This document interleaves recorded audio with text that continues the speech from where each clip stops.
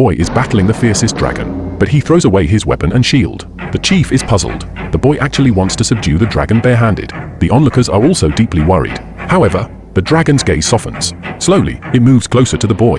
Suddenly, the chief orders a halt. The clang of metal startles the dragon. Its pupils contract, and it roars. At this moment, Toothless, far away, is jolted awake by the roar. The boy tries to escape by opening a door, but the dragon blocks him. Just as the boy is about to be harmed by the dragon, the Night Fury arrives.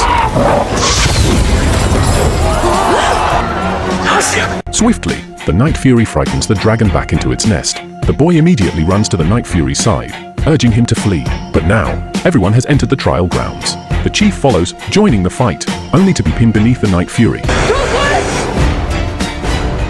The Night Fury spares the chief, but is captured himself. The boy pleads with his tribe not to harm the Night Fury, but is seen as an outcast, and thrown into a room. The chief, having captured the Night Fury, takes him to the dragon's nesting grounds, intending to exterminate all the dragons. Meanwhile, the boy finds peers his own age. He teaches them to befriend dragons. 5 friends, 5 dragons. He himself sets out to find his Night Fury. Elsewhere, the chief leads the tribe into battle. However, countless dragons do not engage in the fight, but instead flee outward. Finally, the chief sees the true situation within the mountain, and turns to order a retreat, but it's too late. Suddenly, the mountain shatters. An enormous red death bursts forth. Humans stand no chance against it.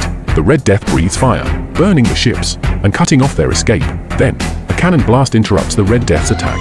The boy arrives with his 5 friends. The girl sets the boy down. He finds Toothless and removes his muzzle, but struggles to break the chains. Suddenly, the red death stomps, shattering a ship. The boy and Toothless fall into the water. The boy desperately tries to tear off Toothless' chains, but is abruptly pulled away by a hand.